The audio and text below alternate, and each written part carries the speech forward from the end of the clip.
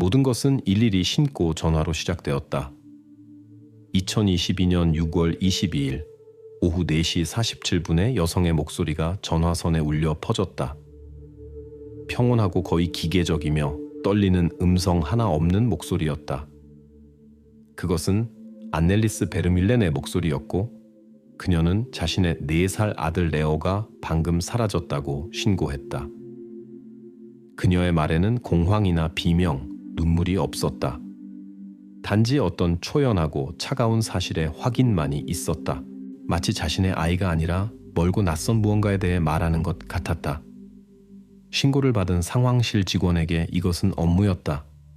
그는 표준적인 질문들을 하고 양식을 작성했다. 경찰 보고서에서 이 전화는 몇 줄의 건조한 문장으로 변했다. 신고자 아넬리스 베르밀렌, 주소, 케르시컨란, 아우덴달. 잘 정돈된 벽돌집들이 녹음 속에 파묻힌 벨기에 루뱅시의 조용하고 거의 목가적인 교외 지역. 비극은 뉴스에서만 일어나는 것처럼 보이는 곳이었다. 신고 내용, 4살에 불과한 레오 베르밀렌의 실종. 안넬리스가 들려준 이야기는 너무나 익숙하게 들렸다. 아들이 집 뒤편 정원에서 놀고 있었다. 그녀는 집안일을 위해 잠깐 말 그대로 몇 분 정도만 신경을 돌렸는데 창문으로 내다봤을 때 이미 아이는 없었다. 그녀는 온 구역을 둘러보고 이름을 불러봤으며 모든 방을 확인했지만 아무것도 없었다. 대문은 잠겨 있었고 마당에 외부인은 없었다. 소녀는 자신의 집 영역 안에서 지구상에서 가장 안전해 보이는 곳에서 그저 사라져 버렸다. 이런 경우 절차는 항상 하나다. 신고에 즉시 가장 가까운 순찰차를 보낸다. 경찰관들이 아우덴달의 완벽하게 깨끗한 거리들을 달려가는 동안 그들은 아마도 표준적인 절차를 준비하고 있었을 것이다. 우는 어머니를 진정시키고 집과 주변을 체계적으로 살펴보는 것. 대부분 이런 이야기들은 행복하게 끝난다. 아이가 옷장에서, 이웃집에서 또는 마당의 놀이집에서 발견되는 것이다. 순찰차는 케르시컨란으로 꺾어 들어가 파노라마 창문과 완벽한 잔디밭을 가진 현대적인 별장 앞에 멈춰섰다. 이 집은 잡지의 사진 같았고 가족의 꿈의 구현체 같았다. 경찰관들은 슬픔에 잠긴 가족이 기다리고 있다고 생각하며 문으로 걸어갔다.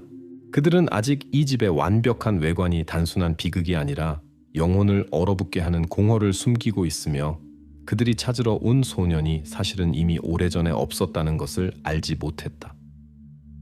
경찰관들이 집 안으로 들어갔을 때 안넬리스와 그녀의 남편 바스티안 베르밀렌이 그들을 맞았다. 화려한 잡지에서 나온 것 같은 아름답고 성공한 부부였다. 남편은 완벽한 평판을 가진 인기 있는 건축가였다. 아내는 인기 있는 라이프스타일 블로거로 그녀의 온라인 페이지는 미학과 완벽함의 창하였다.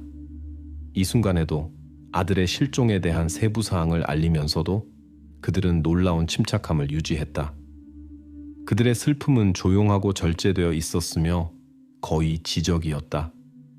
집 자체도 그들의 이미지의 연장선이었다. 완벽한 청결함, 비싼 미니멀리스트 가구, 세세한 부분까지 고려된 장식. 공기 중에는 어떤 고급 홈 퍼퓸의 가벼운 향기가 떠돌고 있었다. 모든 것이 제자리에 있었고 모든 것이 빛나고 있었다. 그리고 바로 이 무균 상태가 경험 많은 경찰관들의 눈에 가장 먼저 띄었다. 4살 소년이 자라야 할 집에서는 그의 존재 흔적이 전혀 보이지 않았다. 바닥에 흩어진 장난감도, 냉장고에 붙은 색칠한 그림도, 유리 표면에 찍힌 작은 지문도 없었다. 베르밀렌 가족의 생활 공간은 아무도 진짜로 살지 않는 쇼룸처럼 보였다. 한 경찰관 그룹이 주변 수색을 시작하는 동안 다른 그룹은 표준 절차인 가족에 대한 정보 수집에 착수했다. 안넬리스의 소셜미디어를 살펴보는 것은 꿈의 세계로 빠져드는 것과 같았다. 여기서 그녀는 남편과 함께 발리에서 휴가를 보내고, 여기서는 모던 갤러리 개관식에, 여기서는 완벽한 인테리어를 배경으로 새로운 디자이너 옷을 선보이고 있었다. 그들의 성공적이고 아름다운 삶의 모든 순간을 기록한 수천 장의 사진들. 게시물에서 그녀는 종종 모성에 대해, 작은 기쁨들과 큰 책임에 대해 썼지만 그녀의 말들은 심리학 책의 인용구처럼 추상적이었다. 수사관들은 그녀의 피드를 점점 더 과거로 넘겨가며 러의 사진을 찾았다. 그리고 여기서 뭔가 잘못되었다. 신생아 사진들과 그의 첫 번째 생일 축하의 감동적인 장면들이 있었다. 그리고 나서 모든 것이 끝났다. 공허함. 소년의 마지막 사진은 3년 전에 게시되었다. 그 이후 그는 자신의 모든 아침 식사를 과시하던 어머니의 공적 생활에서 마치 증발한 것처럼 사라졌다. 이에 대한 직접적인 질문에 안넬리스는 미리 답을 준비한 것처럼 차분하고 확신에 차서 대답했다. 그녀는 남편과 함께 원칙적인 결정을 내렸다고 말했다. 아들의 사생활을 남의 시선으로부터 보호하기로 한 것이다. 이론적으로는 고상하고 옳게 들렸다. 하지만 이 차갑고 생기 없는 집 한가운데 서 있던 수사관들에게 이 설명은 경고 신호처럼 들렸다. 이 순간부터 그들은 단순히 실종된 소년을 찾는 것이 아니었다. 그들은 그의 부모의 삶을 수사하기 시작했다. 수사팀의 한 그룹이 가족의 디지털 세계를 파고드는 동안 다른 그룹은 그들의 현실과 바로 그날의 사건 버전과 함께 작업했다. 안넬리스와 바스티안은 마치 자신들의 역할을 완벽하게 외운 두 배우처럼 거의 말 그대로 똑같이 설명했다. 그들의 이야기는 세부 사항까지 단순했고 그래서 더욱 많은 의문을 불러일으켰다. 조서에 따르면 안넬리스는 주장했다. 러가 정원에서 모래상자 근처에서 놀고 있었어요. 저는 근처 테라스 위에 있었고요. 말 그대로 10분 정도 집에 들어가 주전자를 올리고 업무 메일에 답장하러 갔어요. 돌아왔을 때는 이미 없었어요. 그때 2층 서재에서 일하고 있었다고 하는 바스티안은 그녀의 말을 완전히 확인해 주었다. 그는 중요한 세부 사항을 덧붙였다. 우리 구역은 완전히 울타리로 둘러싸여 있어요. 대문은 항상 전자 잠금 장치로 잠겨 있습니다. 외부인이 그냥 여기 들어올 수는 없어요. 우리는 보안에 매우 신경 써요. 서류상으로는 모든 것이 논리적으로 보였다. 범죄자가 부모의 순간적인 부주의를 이용한 전형적인 납치 시나리오였다. 경찰은 즉시 이 버전을 바탕으로 행동하기 시작했다. 집 주변 지역을 철저히 수색했고 모든 관목, 정원의 모든 구석을 점검했다. 수색견과 함께하는 전문가들이 실종자 수색의 최고 도구 작업에 투입되었다. 그리고 여기서 수사는 첫 번째 설명할 수 없는 이상함과 마주쳤다. 개들은 확실하게 모래상자에서 소년의 냄새를 잡아 잔디밭을 가로질러 집 테라스로 이끌었다가 모든 것이 끝났다. 냄새가 끊어졌다. 울타리로도 대문으로도 구역 밖 어느 방향으로도 이어지지 않았다. 동물들은 혼란스러워하며 한 곳에서 맴돌았다. 마치 소년이 자신의 집 문턱에서 그냥 공중으로 날아간 것처럼. 동시에 과학수사관들이 경계 점검을 마쳤다. 그들의 결론은 명확하고 강철처럼 차가웠다. 높은 울타리에는 어떤 손상도 없었다. 땅에는 어떤 외부인의 흔적도 없었다. 대문의 전자 잠금 장치에는 침입 흔적이 없었다.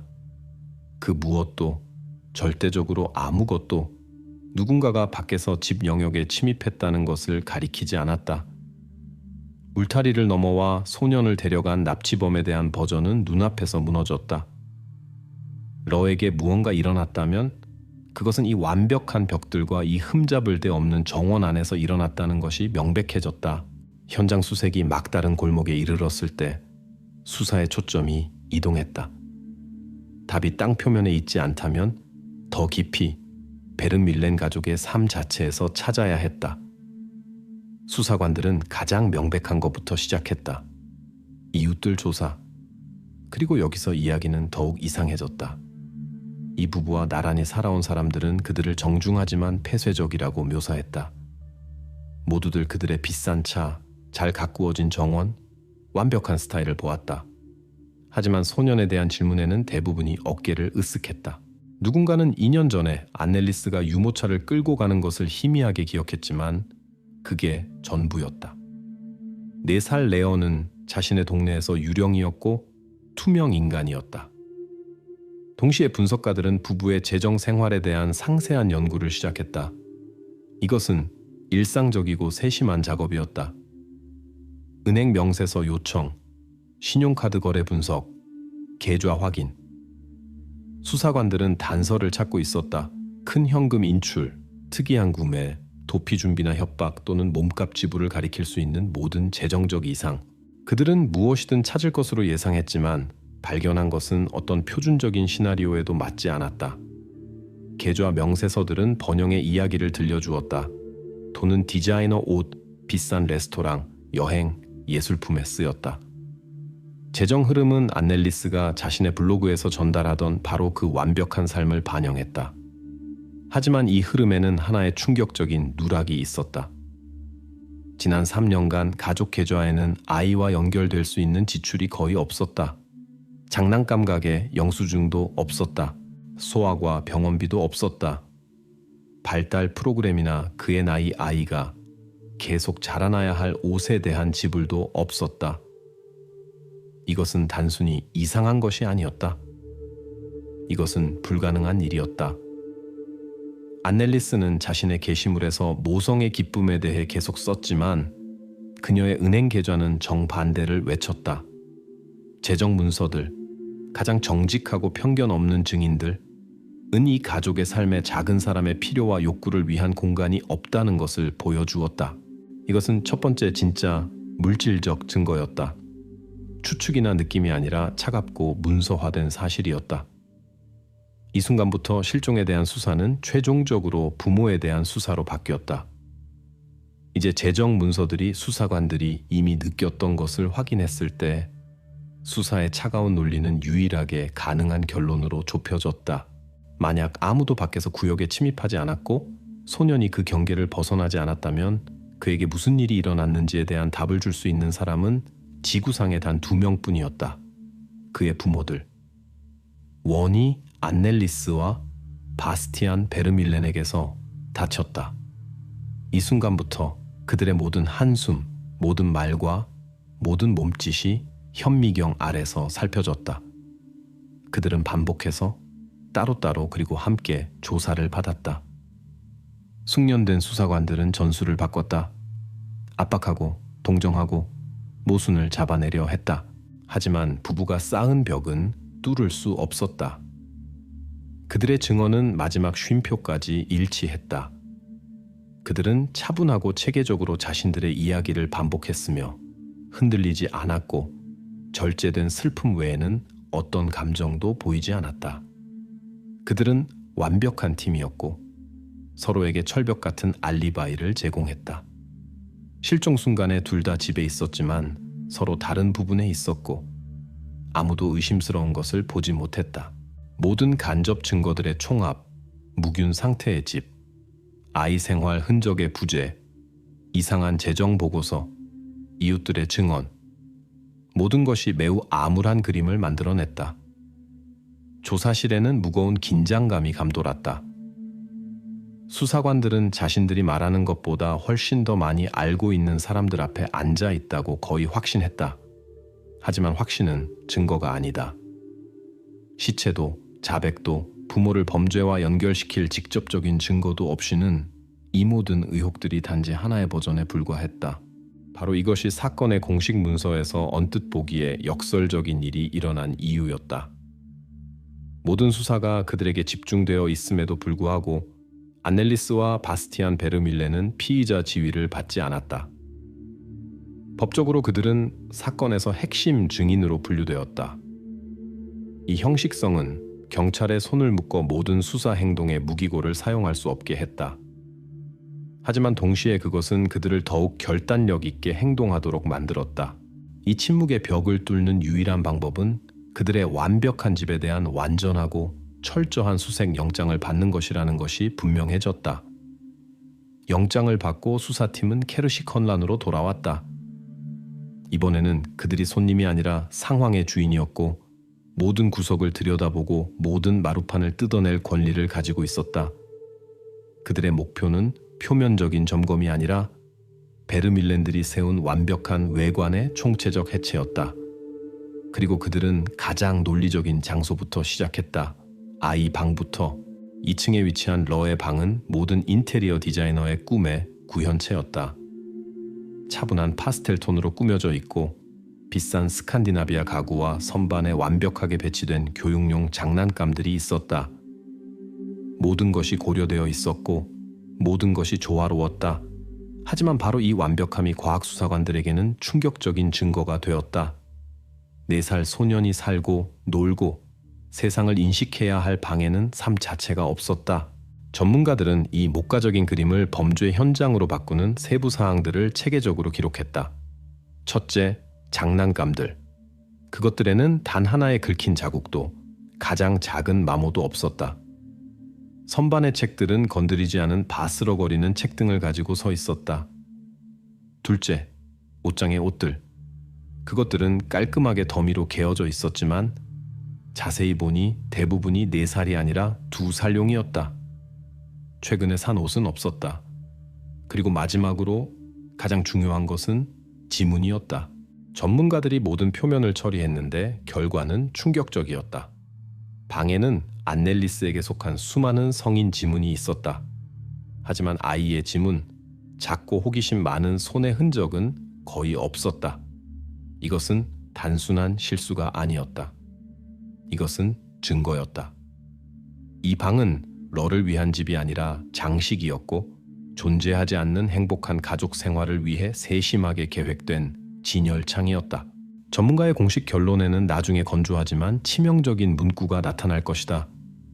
방의 상태와 그 안에 있는 물건들은 해당 연령 아동의 특징적인 행동 활동과 일치하지 않는다.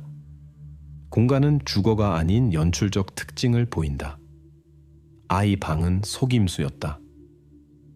따라서 이 완벽한 집 어딘가에 완벽한 벽 중 하나 뒤에는 다른 진짜 방이 숨겨져 있어야 했다.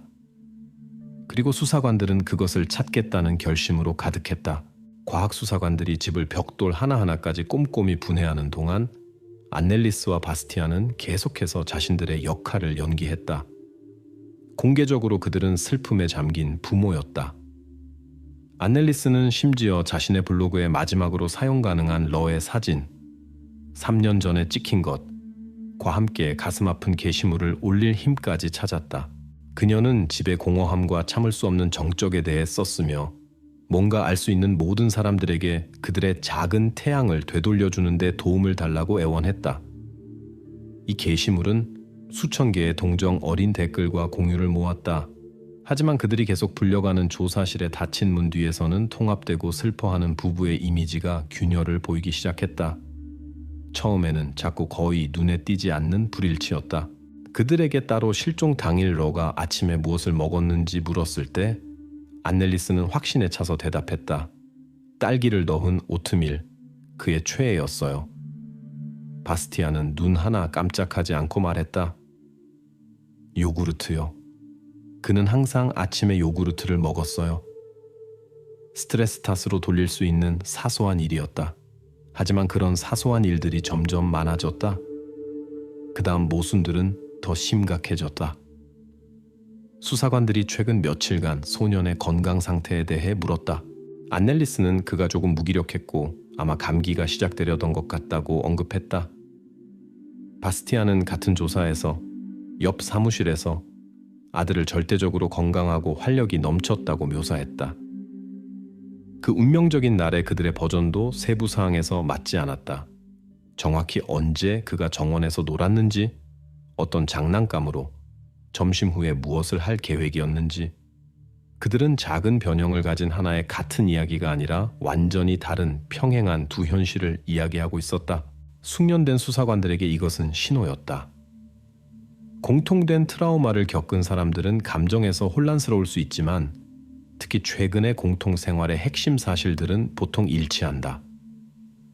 여기서는 부부가 단순히 거짓말하는 것이 아니라 즉석에서 즉흥 연주하며 각자 존재하지 않는 과거의 자신만의 버전을 만들어내는 것 같았다.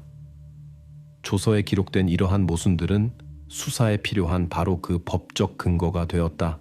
그것들은 증인들의 증언이 신뢰할 수 없다는 것을 증명했고, 이것은 법원에 그들의 사생활에 대한 다음 단계, 훨씬 더 깊은 침입 수준에 대한 허가를 요청할 수 있게 해주었다. 그들의 휴대폰 데이터와 가족 자동차에 GPS 추적기에 대한 접근. 분석가들이 부부의 디지털 흔적에 접근했을 때 그들은 먼저 위치 정보 데이터로 복원된 그들의 일상에 빠져들었다. 그려지는 그림은 하품이 날 정도로 예측 가능했고 그들의 이미지와 완전히 일치했다. 매 평일 바스티안의 자동차 GPS 추적기는 순종적으로 같은 경로를 그렸다. 케르시 컬란의 그들의 집에서 루뱅 시내, 그의 건축 사무소 주차장까지, 그리고 저녁에는 되돌아가는 길. 안넘리스의 전화 데이터는 집, 엘리트 피트니스 클럽, 농산물 시장, 시내 부티크들 사이의 그녀의 이동을 보여주었다. 모든 것이 올바르고 규칙적이고 지루했다. 몇 주, 몇 달, 킬로미터까지 측정된 같은 정확한 경로들. 전문가들은 수백 개의 이런 트랙을 살펴보며 어떤 일탈이든 단서가 될 수 있는 어떤 계획에 없던 방문이든 찾고 있었다. 그리고 이 단조로운 데이터 흐름 속에서 그들은 즉시 다른 모든 것을 잊게 만든 하나의 기록을 발견했다. 이것은 안넬리스가 112에 신고하기 일주일 전에 이루어진 단 하나의 여행이었다. 그들이 조사에서 한 번도 언급하지 않은 여행. 디지털 과학 수사 전문가들은 이 경로를 미터까지 정확하게 복원했다. 2022년 6월 16일 새벽 2시 11분에 가족 자동차가 그들의 집 진입로에서 출발했다. 이때 온 아우덴달이 잠들어 있었고 거리는 절대적으로 비어 있었다.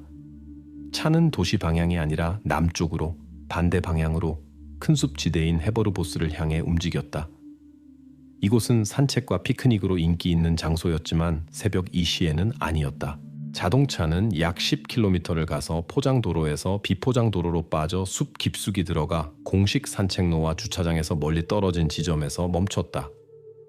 데이터는 차가 그곳에서 정확히 28분간 움직이지 않고 서 있었다는 것을 보여주었다. 그 다음 차는 돌아서서 같은 경로로 집으로 돌아가 새벽이 오기 훨씬 전인 3시 04분에 진입로에 들어섰다. 이 야간 외출은 여러 달 동안 그들의 완벽하게 계획된 삶에서 유일한 이상이었다. 그것은 숨겨졌고 비논리적이었으며 가장 어두운 시간에 이루어졌다. 그리고 가장 중요한 것은 그것이 부모가 아들의 실종을 신고하기 정확히 6일 전에 일어났다는 것이다. 수사는 더 이상 의심하지 않았다. 러에게 무슨 일이 일어났든 해답은 거기서 한밤중의 숲 한가운데 지도상의 그 구체적인 지점에서 기다리고 있었다. 소년 수색은 이제 정확한 GPS 좌표를 가지고 있었고 수사팀은 최악의 상황을 준비하며 즉시 그곳으로 향했다. 수색견과 금속 탐지기를 가진 수색팀이 GPS 추적기가 가리킨 헤버르보스 숲의 구역을 체계적으로 수색하는 동안 조용한 사무실에서 다른 팀이 그들만큼 중요한 작업을 수행했다. 그들은 땅이 아닌 정보의 바이트에서 흔적을 찾으며 러 베르밀렌의 삶을 그의 디지털 흔적으로 재구성하려 시도했다. 그리고 그들이 발견한 것은 유령에 대한 이야기 같았다. 서류상으로 국가 데이터베이스에서 소년은 존재했다. 그는 2018년 5월에 발급된 출생 증명서를 가지고 있었다. 사회보장번호가 할당되어 있었다. 그는 벨기에 시민으로 공식적인 지위를 가진 실제 인물이었다. 하지만 더 깊이 파보니 이 이미지가 녹기 시작하고 무너지고 아무것도 아닌 것으로 변했다. 첫 번째 경고 신호는 의료 기록이었다. 수사관들은 러가 심각한 선천적 안면 결함, 희귀한 유전 질환을 가지고 태어났다는 것을 알아냈다. 생후 첫 달들에는 정기적으로 의사들에게 보였고 전문의들과의 상담, 처방된 치료에 대한 기록들이 있었다. 그리고 나서 그가 1살이 된 후에는 절대적이고 충격적인 침묵, 소아과 의사 방문도 없었다. 나이에 맞는 예방접종도 없었다. 지난 3년간 의료카드의 기록도 없었다. 벨기에 의료 시스템의 관점에서 레오 베르밀레는 존재하지 않게 되었다. 이 결론은 이제 특별한 주의를 기울여 수행된 재정 분석으로도 완전히 확인되었다. 전문가들은 장난감이나 옷에 대한 지출의 부재만 확인한 것이 아니었다. 그들은 그 나이 아이를 가진 전형적인 벨기에 가족의 지출 통계 모델을 만들어 베르밀렌들의 지출과 비교했다. 차이는 엄청났다. 그들의 예산에는 작은 사람의 삶과 발달에 필요한 것이 절대적으로 아무것도 포함되어 있지 않았다. 그들은 자신들에게 수천 유로를 썼지만 첫 진단을 보면 생명에 필수적이었을 의사, 약, 특별한 돌봄에는 한 센트도 쓰지 않았다. 그들은 그를 기르지 않았다. 그들은 그를 그냥 남의 눈에서 숨겨진 물건처럼 두었을 뿐이다. 그리고 모던 브랜드와 비싼 레스토랑 이름으로 가득한 수천 줄의 은행 명세서 중에서 분석가들은 처음에는 너무 전체 그림에서 벗어나 실수로 받아들여진 하나의 거래를 발견했다. 2022년 6월 16일 바스티안이 숲으로 야간 여행을 한 바로 그날 그들의 신용카드로 온라인 구매가 지불되었다. 이것은 디자이너 핸드백도 예술작품도 아니었다. 이것은 산업용 강력한 전기고기 분쇄기였다. 시간당 수십 킬로그램의 제품을 갈 수 있는 스테인리스 스틸로 된 무겁고 부피가 큰 장치였다. 레스토랑에서 식사하는 미학주의 미니멀리스트 가족에게는 절대적으로 무의미하고 어리석은 물건이었다. 하지만 증거를 없애야 하는 사람들에게는 이것은 불길하고 끔찍한 의미로 가득한 구매였다. 이때까지 수사의 손에는 거의 완전한 그림이 모였다. 그들의 보고서에는 이제 다음과 같이 적혀 있었다. 부모 측의 미성년자 완전한 사회적 및 의료적 격리에 대한 반박할 수 없는 증거가 존재한다.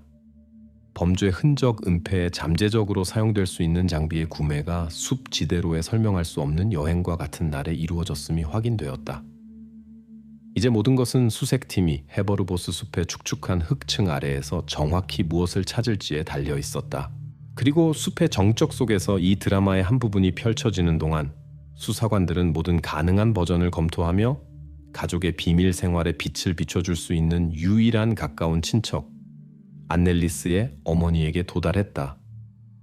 연세가 있고 지적인 여성인 그녀는 오랫동안 무언가를 두려워했다는 것을 말해주는 두려움과 억압된 슬픔의 혼합으로 그들을 맞았다.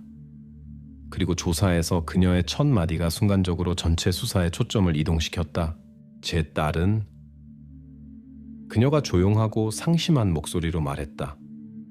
진정으로 어머니가 될 준비가 되어 있지 않았어요. 그녀에게는 그것이 완벽하게 나와야 하는 또 다른 프로젝트 같았어요. 그리고 완벽하게 나오지 않았을 때 그녀는 그냥 무엇을 해야 할지 몰랐어요. 이 문구는 새롭고 끔찍한 가능성을 열었다. 아마도 바스티안은 상관없었을 것이다. 아마도 이것은 산후 우울증과 자신의 아들의 병, 그리고 자신의 병적인 완벽주의로 인해 대처하지 못한 한 여성의 비극이었을 것이다. 할머니는 이 버전을 완전히 확인하는 이야기를 들려주었다. 처음에는 손자가 태어났을 때 7째 하늘에 있었다. 하지만 의사들이 진단을 발표한 후 딸과 사위의 행동에서 차가운 초연함을 거의 즉시 알아챘다. 그들은 러를 사랑하는 아이가 아니라 해결해야 할 문제로 말했다. 그 다음 그녀를 체계적으로 배제하기 시작했다. 처음에는 만남에 대한 정중한 거절이었다. 엄마, 러가 오늘 잠을 잘 못 자요. 다음에 해요. 면역력이 약해서 의사들이 접촉을 권하지 않아요. 우리가 너무 피곤해서 주말을 셋이서만 보내고 싶어요. 처음에는 믿었고 이해했고 동정했다. 하지만 몇 달이 지나도 핑계는 끝나지 않았다.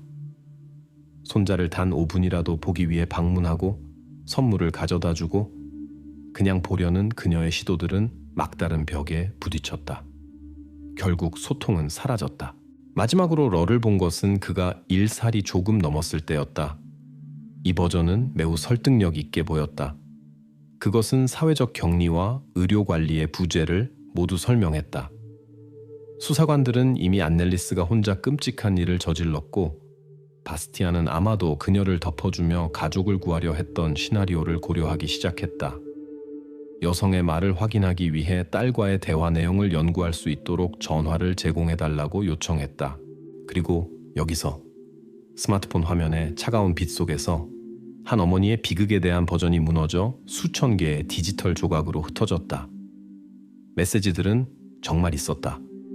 할머니로부터 만남을 요청하는 수십 개의 메시지들, 그리고 수십 개의 답장들. 하지만 안넬리스만 답장한 것이 아니었다.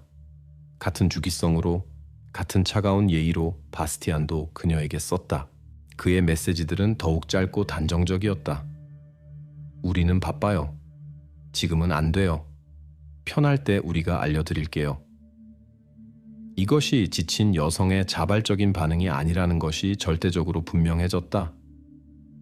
이것은 그들의 공통되고 합의된, 냉혹하게 실행되는 정책이었다. 그들은 통합되고 조화로운 메커니즘처럼 행동하며 경고를 울릴 수 있었던 유일한 사람으로부터 러의 삶을 차단했다.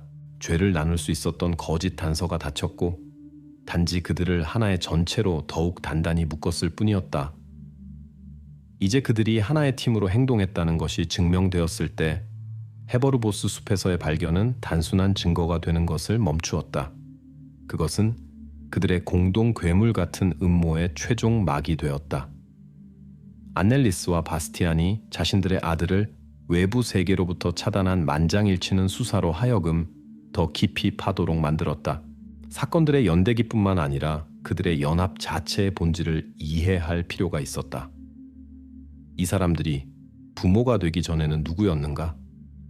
그들이 그렇게 절망적으로 보호하려 했던 완벽한 삶은 정확히 어떤 것이었는가? 이를 위해 수사관들은 그들의 과거로 향했고 청춘의 친구들, 대학 동료들, 전 직장 동료들을 조사했다. 그리고 이 흩어진 기억들로부터 하나의 아이디어에 사로잡힌 부부의 초상이 조합되었다. 완벽한 이미지 창조. 그들의 이야기는 로맨틱 영화처럼 시작되었다. 그는 큰 희망을 주는 뛰어난 건축학과 학생이었다.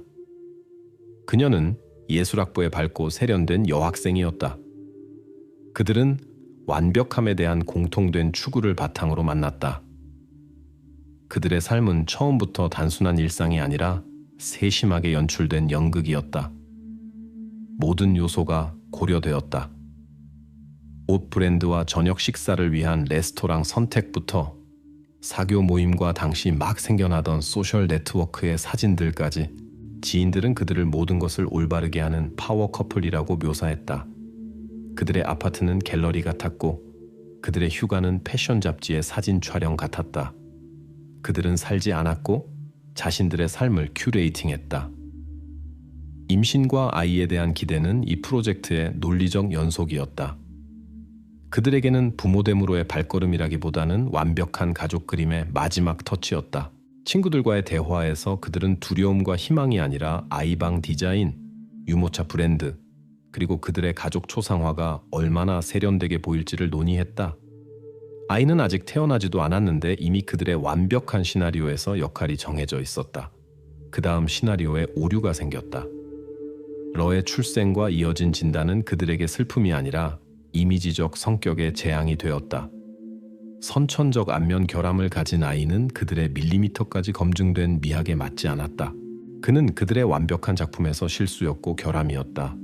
그리고 반응은 즉시 따라왔다. 지인들은 아들이 태어난 후 베른윌렌들이 거의 모든 사회적 접촉을 급격히 끊었다고 기억했다. 그들은 손님을 부르는 것을 멈췄고 집 밖에서의 드문 만남에서 러에 대한 질문에는 애매하게 답하며 빨리 화제를 바꿨다. 그들은 그의 건강을 위해 싸우려 하지 않았다. 그들은 자신들의 외관 보존을 위한 싸움을 시작했다. 이 정보를 단계별로 분석하며 수사관들은 동기에 대한 유일하게 가능한 결론에 도달했다. 여기에는 갑작스러운 분노의 폭발이나 고전적인 의미의 산후 우울증이 없었다. 이것은 두 병적인 나르시시스트의 차갑고 이성적인 결정이었다. 사건 자료에서 그들의 동기는 건조하고 무자비하게 공식화되었다. 범죄는 자신의 아이의 신체적 결함에 대한 거부감과 성공적이고 미학적으로 완벽한 가족의 사회적으로 승인받는 이미지를 보존하려는 욕구에 근거하여 저질러졌다. 러는 그들에게 아들이 아니라 그들의 거대한 프로젝트의 망가진 부품이었다. 그리고 모든 망가진 부품처럼 그를 먼저 숨겼다가 나중에 폐기하기로 결정했다. 이제 동기에 대한 명확한 이해를 가지고 경찰은 단지 하나만 기다렸다. 이 폐기가 정확히 어떻게 끝났는지에 대한 물리적 확인. 그리고 모든 시선이 숲의 수색팀에 쏠렸다. 동기에 대한 완전한 이해로 무장한 수사관들은 안넬리스와 바스티안을 또 다른 조사에 불렀다. 하지만 이번에는 이미 대화도 정보 수집도 아니었다. 이것은 직접적인 대결이었다. 무균 상태의 조사실에서 공기는 전기가 통했다. 부부는 같은 절제된 슬픔의 가면을 쓰고 들어왔지만 그들의 영희는 더 이상 아무도 속이지 못했다. 첫 번째 타격은 주요 수사관이 가했다. 그는 애둘러 말하지 않고 조용히 인쇄물을 테이블에 놓았다. 종이에는 헤버르보스 숲 지대의 위성 사진이 있었고 그 위에 빨간 선으로 그들의 야간 여행 경로가 그어져 있었다. 날짜, 시간, 정확한 정차 좌표. 6월 16일 새벽 2시 11분 수사관이 평온하고 차가운 목소리로 말했다. 이 시간에 이 지점에서 무엇을 하고 있었는지 설명해 주실 수 있나요? 순간 바스티안의 얼굴에 공황이 스쳤지만 그는 빨리 자신을 추스렸다. 그는 농담으로 넘기려 하며 때때로 머리를 식히기 위해 야간 드라이브를 좋아한다고 말했다. 안넬리스는 그를 지지하며 그들이 그냥 자연에서 둘만의 시간을 보내고 싶었다고 덧붙였다. 그들의 설명은 다른 모든 것만큼이나 거짓으로 들렸다. 그때 수사관이 두 번째 타격을 가했다. 테이블에 또 다른 인쇄물이 놓였다. 온라인 상점 주문의 스크린샷, 빛나는 산업용 고기, 분쇄기 사진. 주문은 6월 16일에 이루어졌습니다.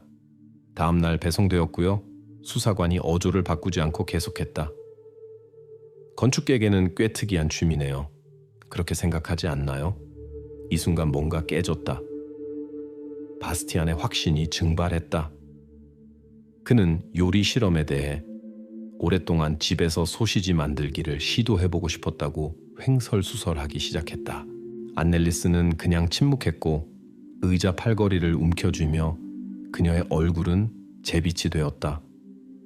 그들이 그렇게 오랫동안 세심하게 쌓아온 거짓의 벽이 반박할 수 없는 사실들의 무게 아래서 무너지기 시작했다.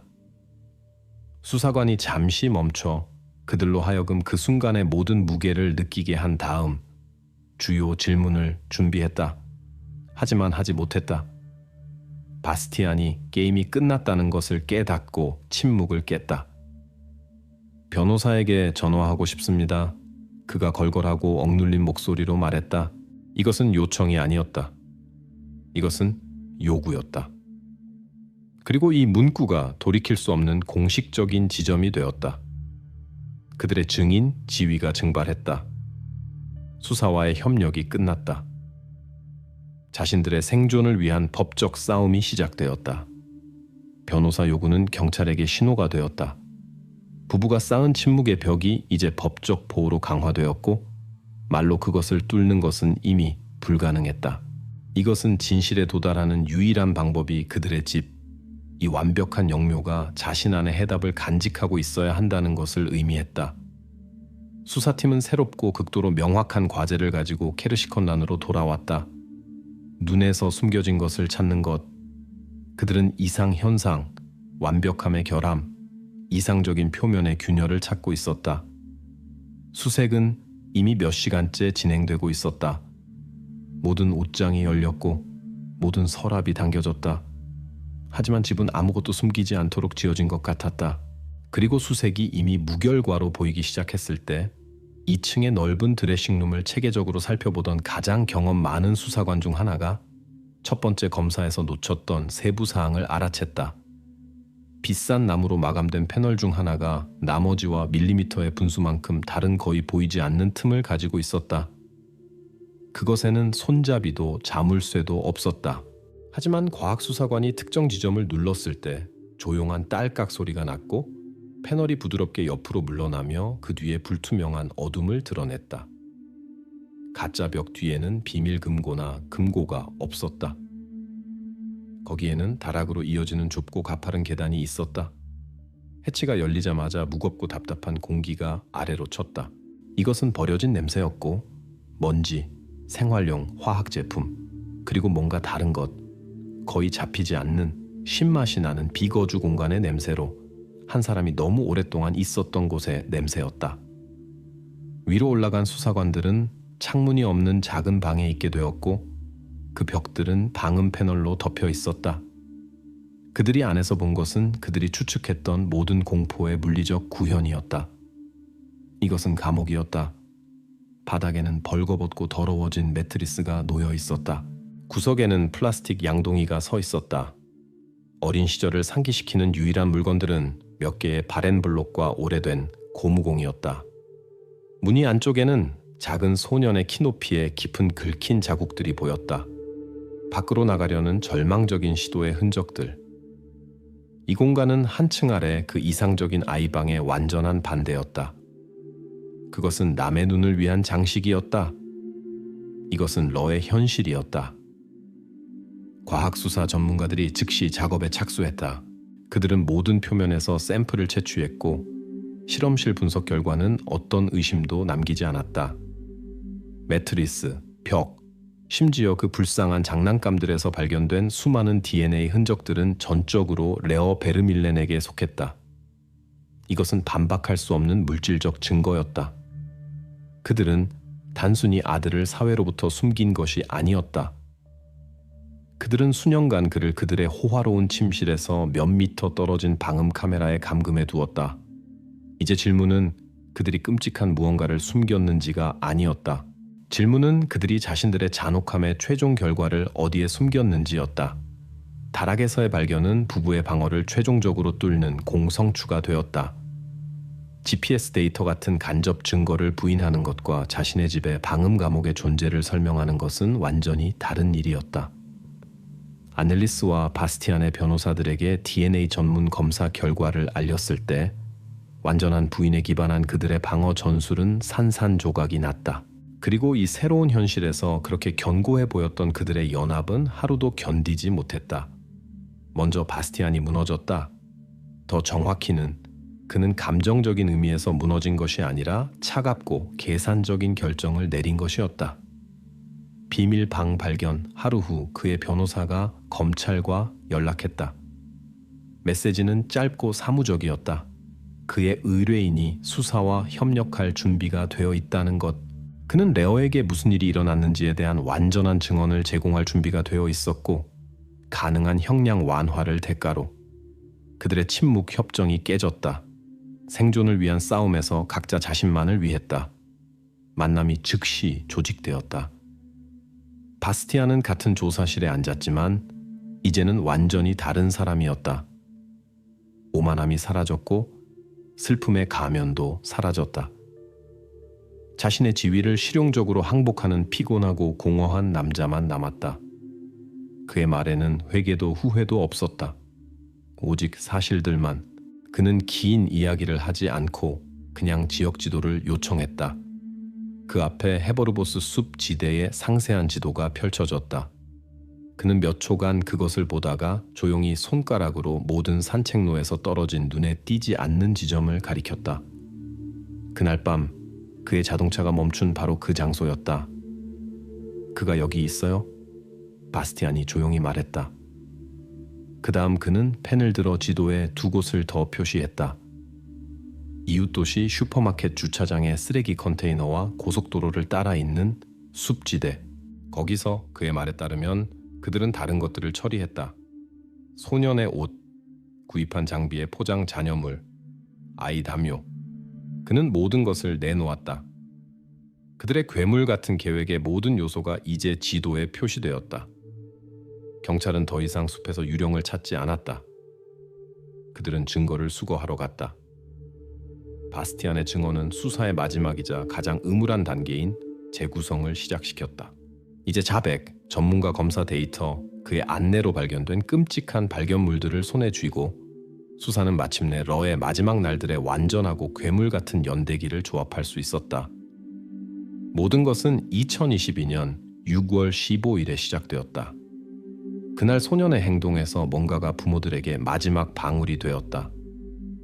아마도 그것은 다락에서 들리는 시끄럽고 멈추지 않는 울음이었을 것이고 그것이 그들의 이상적인 정적을 깨뜨리고 관심을 끌 위험이 있었을 것이다. 어느 순간 그들 중 하나가 아넬리스나 바스티안, 수사는 정확히 누구인지 확정할 수 없었다. 그의 감옥방으로 올라갔다. 그리고 거기서 그 답답한 어둠 속에서 러에게 둔기로 머리에 타격을 가했다. 도움을 부르지 않았다. 그를 그냥 혼자 세우러져 가도록 내버려 두었다. 같은 밤 그들의 디자이너 집의 무균 상태의 하얀 욕실에서 그들은 자신들이 한 일을 은폐하기 시작했다. 전날 구입한 장비를 사용하여 그들은 체계적으로 증거를 파괴했다. 그들의 목표는 단순히 시체를 없애는 것이 아니라 정확한 사망 원인 확정을 불가능하게 만드는 것이었다. 전문 검사는 나중에 타일 사이 이음사에 깊숙이서 혈액과 공격적인 세정제의 미세한 흔적을 발견할 것이다. 그들이 씻어내지 못한 유일한 것. 다음 밤 6월 16일에 바스티안이 차에 앉아 나중에 GPS가 추적할 경로를 시작했다. 그는 유해를 헤버르보스 숲으로 가져갔고 옷, 담요, 아들과 관련된 다른 물건들을 가는 길에 쓰레기 컨테이너에 버렸다. 그리고 6일 후 모든 흔적이 그들이 생각하기에 파괴되었을 때 안넬리스 베르밀렌이 전화를 들고 그 평온하고 감정 없는 목소리로 112에 실종을 신고했다. 숲에서 발견된 유해를 바탕으로 한 병리학자의 결론이 이 사건의 마지막이고 반박할 수 없는 점을 찍었다. 보고서에는 건조하게 적혀 있었다. 사망 원인, 생명과 양립할 수 없는 중증 뇌외상, 시체에 대한 후속 행동들은 범죄 은폐 목적으로 사망 후에 이루어졌다. 안넬리스와 바스티안 베르밀렌에 대한 재판은 2023년 9월에 시작되어 즉시 온 벨기에의 관심을 끌었다. 법정에 그들은 이미 통합된 팀이 아니라 두 명의 화해할 수 없는 적으로 들어왔다. 공동범죄 위에 구축된 그들의 연합이 최종적으로 무너졌고 이제 각자 다른 사람에게 주요 죄를 전가하며 자신을 구하려 했다. 바스티안의 변호사들은 치명적인 타격을 가한 것은 안넬리스였고 그것도 격정 상태에서였으며 그는 사랑하는 남편으로서 단지 그녀가 비극의 흔적을 숨기는 것을 도우려 했을 뿐이라는 방어를 구축했다. 안넬리스는 자신의 변호사들을 통해 반대를 주장했다. 그녀의 버전에 따르면 바로 바스티안이 울음에 짜증이 나서 다락으로 올라갔고 그녀는 마지막 순간까지 아들에게 무슨 일이 일어났는지 모르다가 남편의 압력 하에서만 은폐에 참여하게 되었다는 것이었다. 그들은 누가 타격을 가했는지, 누가 장비를 샀는지, 누가 먼저 납치 위장을 제안했는지에 대해 다투었다. 가장 작은 후회의 암시도 없는 두 사람의 이런 논쟁은 그로테스크하고 역겨워 보였다. 하지만 검찰 측과 법원에게는 이런 세부 사항들이 이미 결정적인 의미를 갖지 않았다. 검사는 자신의 변론에서 이것이 한 사람이 다른 사람을 도운 범죄가 아니었다고 강조했다. 이것은 시간적으로 연장된 공동의 냉혹하고 체계적인 행위였다. 그들의 주요 범죄는 살인 자체도 아니었고 자신의 아들을 수년간 비인간적인 격리에 처하게 한 것이었다. 그들은 그에게서 생명뿐만 아니라 어린 시절, 보살핌, 기본적인 인간적 따뜻함을 빼앗았다. 평결은 오래 기다리게 하지 않았다. 법원은 누구의 손이 치명적인 타격을 가했는지 따지지 않고 두 사람 모두를 동등하게 유죄로 인정했다. 최종 판결에는 다음과 같이 적혀 있었다. 법원은 안넬리스와 바스티안 베르밀렌을 무행동과 상해를 통한 특별한 잔혹성으로 저지른 살인 그리고 후속 범죄 은폐에 대해 유죄로 인정한다. 판결. 두 사람 모두 종신형. 판사가 이 말들을 읽을 때 그들의 얼굴 어느 쪽에서도 단 하나의 근육도 떨리지 않았다. 그들은 자신들의 삶과 범죄를 저질렀던 것과 같은 차갑고 초연한 모습으로 자신들의 판결을 들었다. 안넬리스와 바스티안 베르밀렌 뒤로 법정문이 닫혔을 때 이 이야기에서 법적으로 점이 찍혔다. 정의가 실현되었고 유죄자들이 마땅한 것을 받았으며 사회는 이 끔찍한 페이지를 넘길 수 있었다. 하지만 정의가 항상 진실과 같은 것은 아니다. 그리고 사건이 공식적으로 종료되었음에도 불구하고 한 가지 주요하고 가장 고통스러운 질문이 답 없이 남아 있었다. 우리는 러의 삶의 마지막 시간들에 그 다락에서 정확히 무엇이 일어났는지 결코 알지 못할 것이다. 어떤 말들이 되었는가? 수년 안의 차가운 무관심을 적극적인 잔혹성으로 바꾼 바로 그 최종 반가쇠가 된 것은 무엇이었는가? 끝까지 전체 재판 과정 동안 안넬리스와 바스티안은 그 순간에 하나의 진실한 그림을 주지 않았다. 그들 각자는 다른 사람이 주요 괴물이고 자신은 단지 남의 악몽에 끌려든 무서워하는 공범일 뿐인 자신만의 버전을 그렸다. 이 비극의 무대가 된 케르시컨란의 그들의 완벽한 집은 매각되었다. 새 소유자들은 아마도 자신들의 새 주거지의 완벽한 벽 뒤에 무엇이 숨겨져 있는지 결코 알지 못할 것이다.